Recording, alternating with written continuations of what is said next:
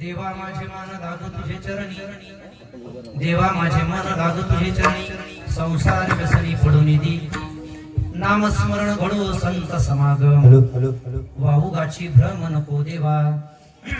थोडंसं इकडे, अगदी थोडा.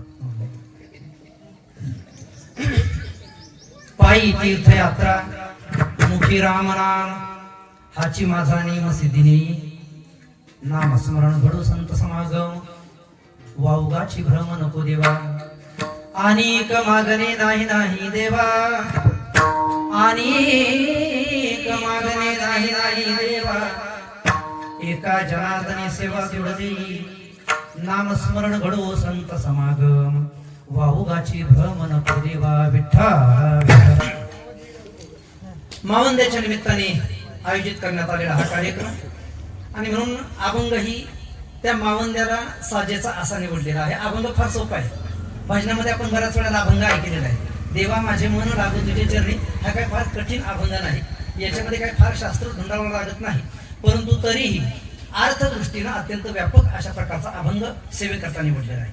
अभंगाच्या माध्यमातून शांतीब्रह्म पैठण निवासी एकनाथ महाराज काही नियम करतायत, आणि ते नियम सिद्धीला जावेत याच्याकरता पंढरीशी पांडुरंग परमात्म्याच्या जवळच विनंती करतात, देवा नियम केला मी खरा, पण त्याची पूर्तताही तुम्हाला करावी लागेल. विठ्ठल विठ्ठल.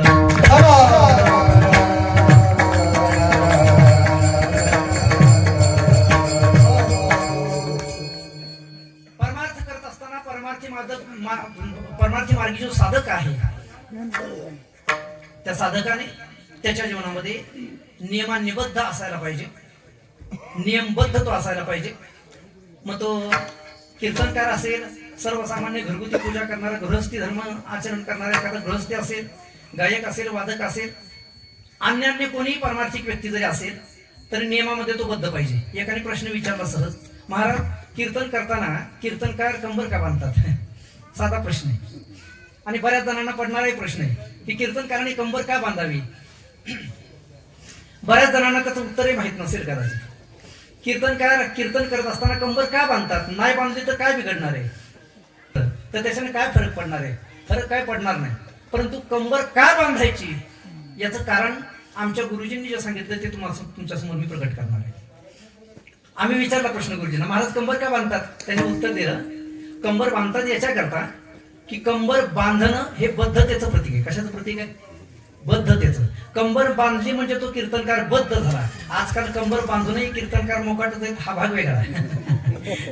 परंतु कंबर बांधली म्हणजे कीर्तनकार बद्ध झाला. कशामध्ये बद्ध झाला? संतांच्या वचनामध्ये तो बद्ध झाला. संतांचं वचन काय आहे? ऐसी कीर्तन मर्यादा आहे संतांच्या घरची, भक्ती ज्ञानाविरहित इतरा गोष्टी न कराव्या, प्रेम भरे वैराग्याच्या युक्ती विवराव्या, जेणे करुणी मूर्ती अंतरी ठसावी श्रीहरीची, ऐसी कीर्तन मर्यादा आहे संतांच्या घरची. ही कीर्तनाची मर्यादा आहे महाराज. कीर्तनामध्ये भक्ती, ज्ञान अथवा वैराग्य याच्या व्यतिरिक्त विषय सांगितला गेला नाही पाहिजे. परंतु आज आपल्याला अशा कृतीतलं कीर्तनच ऐकायला पाहायला मिळत नाही. मिळतं का? नाही. आजकाल कीर्तन अथवा उपलक्षणानं परमार्थ हा विशेष लोकांनी टाइमपासचा केलेला आहे. कीर्तन म्हणजे मनोरंजन नाही, कीर्तन म्हणजे टाइमपास नाही, हा महत्वाचा मुद्दा आहे. कीर्तन हे उद्धाराचं साधन आहे. कशाचं साधन? उद्धाराचं साधन आहे. आपले आपण करा सोडवर संसार बंधन तोडावे की, संसाराच्या बंधनातून तोडून परमोच्च आनंदाला प्राप्त करून देणार साधन म्हणजे कीर्तन. कीर्तन म्हणजे टाइमपास नाही, कीर्तन म्हणजे मनोरंजन.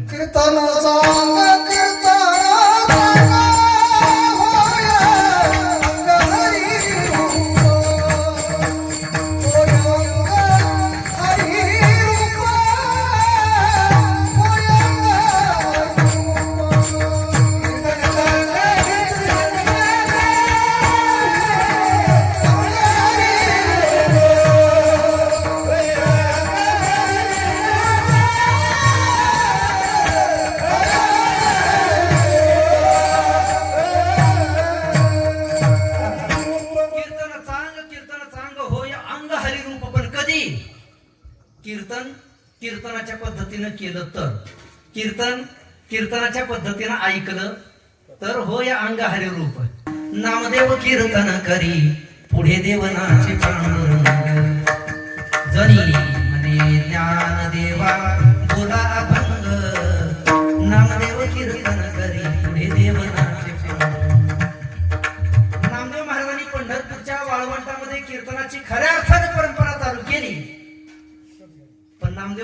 माहिती असतं ना की या परंपरेचं पुढे जाऊन वाटोळ होणार आहे, तर नामदेव महाराजांनी त्यावेळेला कीर्तन चालूच नसतं केलं.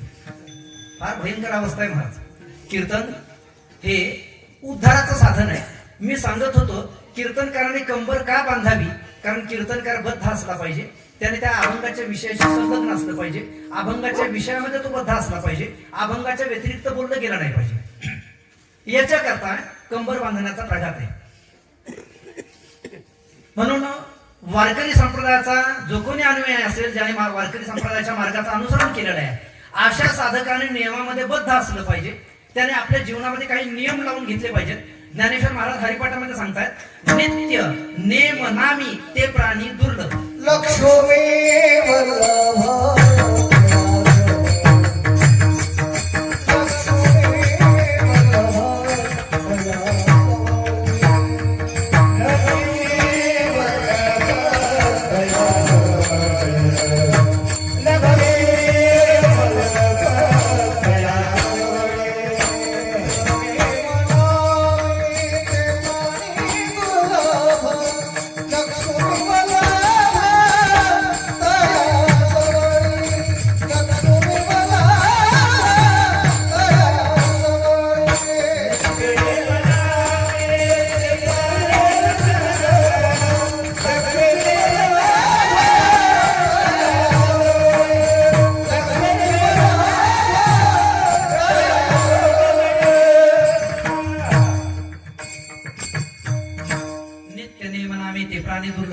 वल्लभ याजवळी. नित्य नियमामध्ये त्या सांप्रदायिकांनी जे हभप म्हणत आहेत त्यांनी त्या नियमांमध्ये स्वतःला बद्ध करून घेतलं पाहिजे. याच्याकरता म्हणजे परमार्थ मार्गाचं अनुसरण करत असताना नियमबद्ध असलं पाहिजे, हे महत्वाचं आहे.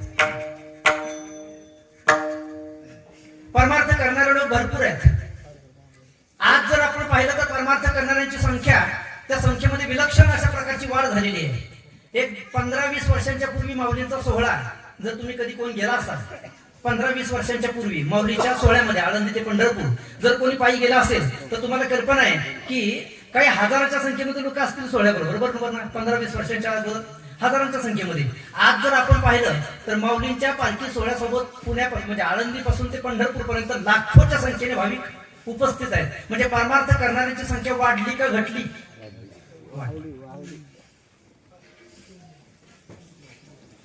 पूर्वी पंचक्रोशी मधलं कोणतं तरी एखादं मोठं गाव, त्या मोठ्या गावामध्येच कार्यक्रम होत असा सप्त्याचा, आणि बाकीचे सगळे लहान सहान गावं त्याला मदत करून मग त्या कार्यक्रमाला मोठं करायचं. त्या मोठ्या गावी मग मोठा कार्यक्रम एखाद्या पंचक्रोशीमध्ये एखाद्या गावामध्ये. पण आज जर विचार केला तर आज वाड्यावाड्यांवर वस्त्यांवर सत्य आहेत. म्हणजे परमार्थ करणाऱ्यांची संख्या वाढली का घटली? वाढली. पूर्वी सप्ताहाचं आयोजन करायचं म्हटलं तर कार्यकर्ते मंडळींना एवढा पेच पडायचा, कीर्तनकार कुठून बोलवावा असं वाटायचं त्यांना. बरोबर ना? आता कुठं कुठं फिरावं लागेल कीर्तनकार पाहण्याकरता, शोधण्याकरता. जिथं जिथं कार्यक्रम चालू आहेत मग तिथं तिथं गाड्या घेऊन जायचं आणि तिथं जाऊन महाराजाची तारीख घ्यायची. आज तसं नाही. आज फोन केला की महाराज हजर आहे. उद्या सप्ताह बसायचा की आजही 7 दिवसाचं नियोजन होतं. नाही नियोजन केलं तर दररोजच्या दररोज महाराजाला फोन केल्यानंतर दररोजच्या दररोजही महाराज उपलब्ध होतील.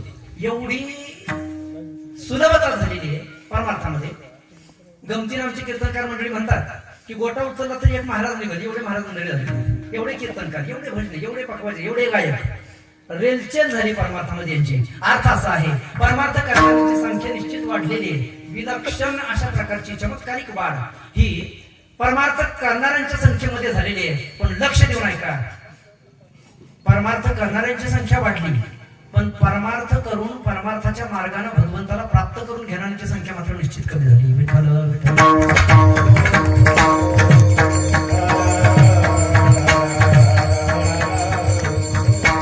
ही गोष्ट आत्ताची नाही, मी तुम्हाला पुरावा देईन. 5000 वर्षांचा पुरावा आहे. मी नव्हतो तिथं, पण शब्द प्रमाण आहे आपल्याला. शब्द प्रमाणाने आपल्याला सिद्ध करता येतं. गीतेकडे पहा. गीतेमध्ये भगवान परमात्मा अर्जुनाला सांगतात की अर्जुना, मला प्राप्त होणारे कोण कोण ते ऐक. आणि भगवंताने सांगितलं, सुरुवातच केली अशी. भगवान परमात्मा सांगतायत, मनुष्यानां सहस्रेषु कश्चित् यतति सिद्धे यततामपि सिद्धानां कश्चित् मां वेत्ति तत्त्वतः. भगवान परमात्मा सांगतात मनुष्यानाम सहस्रेषु. कधीची परिस्थिती ही 5000 वर्षांपूर्वीची अवस्था आहे. शेवटी मला 5000 वर्षापूर्वी अर्जुनाला भगवंताने सांगितलं, अर्जुना हजारो मनुष्यांच्या पैकी, लक्ष देऊन ऐका, ज्या 1000 माणसांचं भगवंत वर्णन करतात ना स्वतःच्या तोंडून, त्या 1000 माणसं त्याच्यामध्ये कोणी नास्तिक नाही, सगळे आस्तिक आहेत. सगळे देवाला मानणार आहेत, सगळे भजन पूजन प्रवचन कीर्तन कथा वगैरे सगळं सगळं असं काही करणारे, परमार्थ मार्गाचा अनुसरण करणारे जे 1000 आहेत, भगवंत सांगतात त्या 1000मध्ये कुणीतरी एखादा कश्चिन माम वेत्ती तत्वतः. वेत्ती असा शब्द वापरलेला आहे. वेत्ती या शब्दाचा अर्थ आहे जो यथार्थतेने भगवंताला जाणतो. अर्थ असा आहे, भगवंत सांगतात अर्जुना परमार्थ करणाऱ्या 1000 मनुष्यांच्या पैकी कोणीतरी एखादा यथार्थतेने मला जाणतो. आणि पुढे ऐका, भगवंत सांगतायत त्या 1000 जाणणाऱ्यांच्या पैकी कोणीतरी एखादा मला येऊन प्राप्त होतो. म्हणजे किती दुर्लभ आहे भगवंताला प्राप्त करून घेण्याची. भगवान परमात्मा प्राप्त होणं हे अत्यंत कठीण, महाराज कठीण आहे. आपल्याला तर असं वाटतं की आज माळ घातली की उद्या देवाने आपल्याला भेट द्यावी. असं होत नसतं. मला परमार्थ हा तातडीवाल्याचा नाही, परमार्थ गडबड करणाऱ्यांचा नाही, परमार्थ हा वाट पाहणाऱ्यांचा आहे. ज्यांनी वाट पाहिली त्याचा परमार्थ सिद्धीला जातो. गडबड करणाऱ्याचा परमार्थ कधी ढासळेल सांगता येत नाही. तुकोबारांच्या शब्दात मी बोलत नाही. जेथे पाहे तेथे देखीचा पर्वत आणि पायाविना भिंत तातडीची. पायाशिवाय बांधलेली भिंत कधी पडेल काय सांगताय महाराज. तसं गडबडीनं केलेला परमार्थ तो कधी ढासळेल आणि कधी तो संपेल सांगता येत नाही. म्हणून परमार्थामध्ये प्रतीक्षा असणं आवश्यक आहे. प्रतीक्षावानाचा परमार्थ आहे, गडबड करणाऱ्यांचा परमार्थ नाही. विठ्ठल विठ्ठल तुका म्हणे अशी नचले तातडी आणि अनुभवे गोडी येईल कळो. किंवा अशाच प्रकारचं आणखीन एक असंच प्रमाण आहे. तुका म्हणे येथे नचले तातडी आणि प्राप्त काळ घडी आले बिन, असं एक प्रमाण आहे. तातडी चालत नाही महाराज परमार्थामध्ये. गडबड केलेली चालत नाही. परमार्थ हा गडबड्या व्यक्तीचा नाही, प्रतीक्षावानाचा परमार्थ आहे. एक उदाहरण सांगेन आपल्याला. प्रतीक्षा कशी असते पहा. वाट पाहणं किती कठीण आहे आपल्याला शक्य नाही होत, नाही शक्य. त्रेतायुगातली गोष्ट आहे. नाही त्रेतायुगातली गोष्ट आहे. त्रेतायुगामध्ये प्रभू रामचंद्रजीचा अवतार झाला आपल्या सर्वांना ज्ञात आहे. भगवंताचा अवतार त्रेतायुगामधला. 3 पिढ्यांचा अंतर आहे. आणि तिकडे वनामध्ये शबरी माता मातंग ऋषीच्या आश्रमामध्ये राहते महाराज. सहज असं एक दिवस पहाटे 3 वाजता त्या शबरीला सेवा करत असताना पाहिलं मातंग ऋषींनी आणि विचारलं कोण आहेस तू, आजपर्यंत तुला इथं कधी पाहिलं नाही, अशी लपून छपून सेवा काय करतेस. शबरीनं स्पष्टपणे आणि प्रामाणिकपणाने सांगितलं म्हणे महाराज मला क्षमा करा, मी आता परत इथे दिसायची नाही. काय झालं असं का म्हणतेस, कोण आहेस, मला पहिलं सांग तू कोण आहेस. आणि अशी लपून छपून सेवा करायचं काय कारण आहे. तिनं सांगितलं मी अस्पृश्य आहे, मी भिल्ल यातीमध्ये जन्माला आलेली आहे आणि पळून आले. तिने सगळा वृत्तांत वगैरे सांगितला. मी घर सोडून आले, आश्रम दिसला, मी आश्रमाची सेवा करते, मला कोणीतरी पाहिल आणि मग या सेवेमध्ये खंड पडेल म्हणून मी लपून छपून सेवा करते. मातंग ऋषीने सांगितलं काही हरकत नाही, उजागर सेवा कर म्हणे, आजपासून माझ्या आश्रमामध्ये तू राहा, तुला एक स्वतंत्र व्यवस्था करून देतो. तिच्याकरता एक सेपरेट कुटी बांधली गेली, त्याच्यामध्ये राहून ती शबरी मातंग ऋषीची सेवा करते. एक दिवस मातंग ऋषीने शबरीला जवळ बोलावलं, मस्तकावर हात ठेवला शबरीच्या आणि मातंग ऋषी बोलायला लागले म्हणे शबरी गंगा बहती भली और साधू चलता भला. गंगेने सतत वाहत राहावं आणि साधूने सतत हिंडत राहावं. साधूने एका ठिकाणी थांबू नये आणि गंगेने सुद्धा एका ठिकाणी थांबू नये. काय होतं, गंगेचं पाणी जर एका ठिकाणी थांबलं ना डबक्यामध्ये तर कालांतराने त्या गंगेच्या पाण्यामध्ये किडे पडतात महाराज.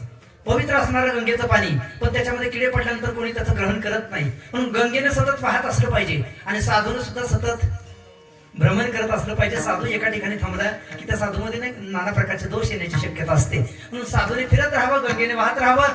आम्ही साधू आहोत आणि आमचा मानस आहे की आता बस या ठिकाणी बरेच दिवस मी राहिलो, आता हा आश्रम आम्ही सोडणार आहे. खळकण शबरीच्या डोळ्यामध्ये अश्रू आले.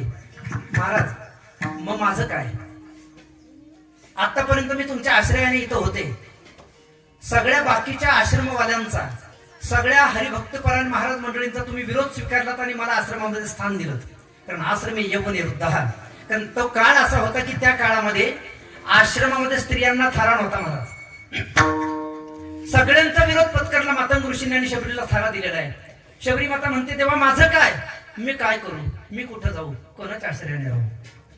पुन्हा एकदा मस्तकावर हात ठेवला मातंग ऋषींनी. शबरी काय काळजी करू नको, याच आश्रमामध्ये राहा, एकटी राहा, तुला जसं जमल तसं राहा. एक वचन देतो मी तुला एक आशीर्वचन देतो. कालांतराने ज्या वेळेला प्रभू रामचंद्रजी या मृत्यू लोकामध्ये अवतीर्ण होतील ना, रामप्रभू अवतीर्ण झाल्याच्या नंतर तुला ते दर्शन द्यायला येतील. आणि नुसतं दर्शन नाही देणार माते, तुझा ते उद्धार करतील म्हणे. शबरीने ते ऐकलं, आनंदाच्या उर्मी अंतःकरणामध्ये जागृत झाल्या. मातंग ऋषी तिथून निघून गेले आणि त्या दिवसापासून शबरी वाट पाहू लागली. काय पाहू लागली? जब मेरे राजी का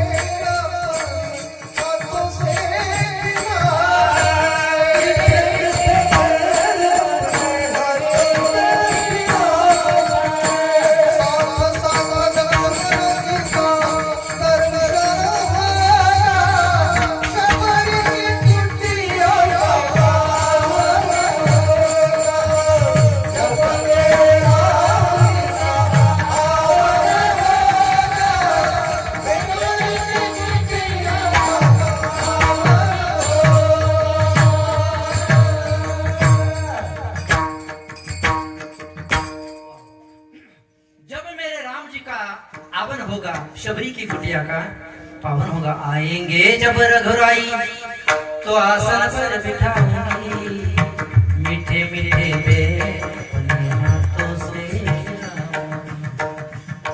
काय शबरीची प्रतीक्षा आहे, वाट पाहणे पार.